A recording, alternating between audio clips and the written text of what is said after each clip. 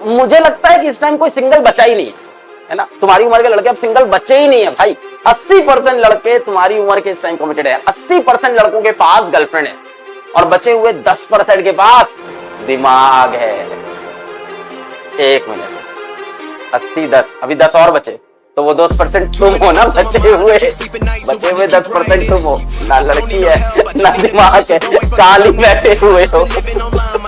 हम रिस्क नहीं ले सकते तुम्हारे साथ, हम अपने गले के साथ रिस्क ले सकते हैं। थक जाएंगे थोड़ा, चलेगा यार, सो लेंगे, ठीक हो जाएगा। गला खराब हो जाएगा, थोड़ा बहुत पानी वानी पी लेंगे, गर्म, ठीक हो जाएगा। लेकिन अगर तुम चूक गए इस बार, अगर कोई नहीं मिलेगा तुम्हारा साथ।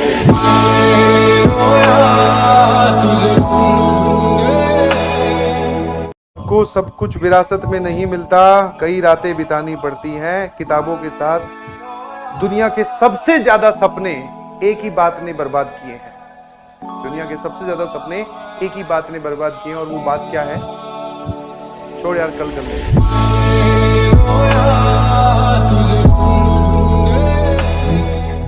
वक्त ये भी बीत जाएगा, फिर एक नया सवेरा आएगा। तू रख हौसला और कर मेहनत, तू रख हौसला और कर मेहनत। जो जो तूने सोचा है वैसे के वैसे, 100% वैसे, जो जो तूने सोचा है वो वैसे के वैसे सत्य होता जाए।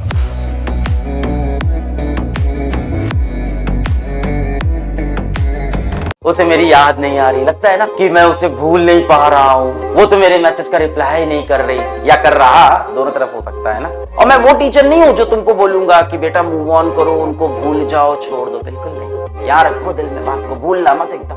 बदला लेंगे अपन, सही समय पे बदला लेंगे। इस औकात के साथ तो बदला नहीं ले सकते, पहले कुछ उखाड़ना पड़ेगा। तेरा सारा डेडिकेशन लगा दो अपने काम में, पूरी दुनिया भूल जाओ, सारे ऐशो आराम, सारी मस्ती, सारी दोस्ती यारी सब भूल जाओ। सबसे जिस किसी ने भी बेइज्जत किया, जिस किसी ने भी धोखा दिया है ना, जिस किसी ने भी हाथ छोड़ा, जिस किसी ने भी इग्नोर किया, उससे बदला लेंगे। खुद से एक वादा कर लो आज की, जिसने हमारे मैसेजेस को अनसीन किया, एक दिन वो हमारी व्हाट्सएप डीपी देखने तक को तरस जाएंगे।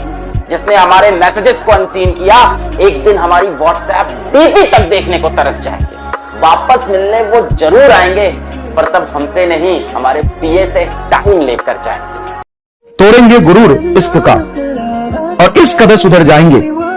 तोड़ेंगे गुरूर इश्क का और इस तरह सुधर जाएंगे। मोहब्बत खड़ी रहेगी और हम मेडिकल कॉलेज के लिए निकल जाएंगे। शायर तुम तब बनते हो ना जब तुम महफिलों में बैठते हो और अपने हार के लिए बहाने देते हो कि ऐसा हो गया था, एग्जाम से 2 महीने पहले हम बीमार पड़ गए थे, बस इसलिए थोड़ा पढ़ नहीं पाए, वरना पक्का सेलेक्ट होते। ऐसा हो गया था, एग्जाम से 2 दिन पहले घर में बहुत सारे गेस्ट आ गए थे, इस वजह से हम सेलेक्ट नहीं हुए। ये नहीं करना है, ये कायरों की निशानी। एक बात याद रखना कि जो योद्धा होता है ना, योद्धाओं के शब्द नहीं बोलते।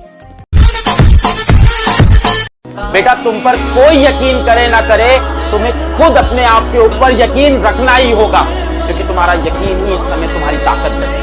एकदम सही बात बोली सर ने कि एक बार बैकलॉग बनता है तो फिर वो चलता जाता है। मैं इसको पर्सनल लाइफ के एक एक्सपीरियंस से आपको बता देता हूँ। एक लाइन खींचनी पड़ती है कई बार, और एक रूल बनाना था कि इस लाइन को हम लोग कभी नहीं तोड़ेंगे, कुछ भी हो जाए ये लाइन नहीं टूटेगी।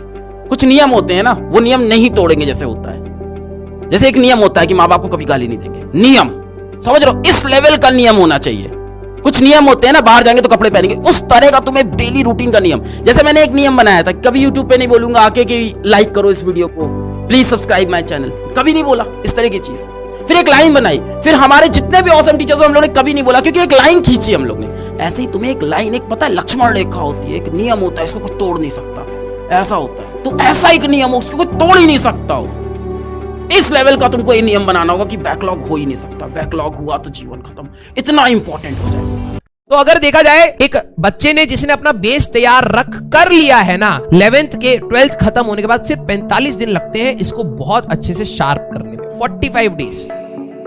अभी हम एक बच्चे का पता नहीं इनडायरेक्ट, ऑल्दो मैं कहीं हूं नहीं, तो इनडायरेक्टली एक फैकल्टी ने कहा कि सर ये बच्चा आपसे बात करना चाहता है। मैंने कहा बताओ भाई क्या दिक्कत है। तो उस बच्चे ने भाई साहब इतनी बड़ी कहानी लिख के दे दी कि भैया हम यहाँ पर पढ़ते थे, हम यहाँ पर दिक्कत आई, हम यहाँ आ गए, सर अब मेरे को बीच में आया हूँ तो मेरे को बहुत ज्यादा दिक्कत हो रही है, यहाँ पे इतना ज्यादा पढ़ाया जा रहा है, इतना ज्यादा लेक्चर्स हो रहे हैं। मतलब उसने इतनी बड़ी कहानी दी, तो मैं तो भाई 5-6 बार तो बीच में सो लिया। फिर मैं उठता था, फिर कहानी पढ़ता था, फिर मैं थक जाता था, फिर मैं सो जाता था। भाई मैं ऐसे स्क्रॉल करे जा रहा हूँ व्हाट्सएप पे, खत्म नहीं हो रहा, खत्म नहीं हो रहा। मैंने कहा भाई साहब इस बच्चे को सांत्वना देना पड़ेगा और बताना पड़ेगा हमारा भी बैकलॉग है। तो हमने क्या करा, हमने उसको बोला कि हमने कहा देखो यार इसने तो बहुत ज्यादा लिख दिया, हम भी थोड़ा सा अच्छे से लिख देते हैं। तो मैं उसको बोलना चाह रहा था कि बेटा कोई टेंशन वाली बात नहीं है, तुम लगे रहो, हो जाएगा। आप टेबल क्लॉक होती है, टेबल क्लॉक समझते हैं? यस, टेबल क्लॉक आप सबने पता ही होगा, ठीक है। उस टेबल क्लॉक में आप अलार्म लगा लें, किसका?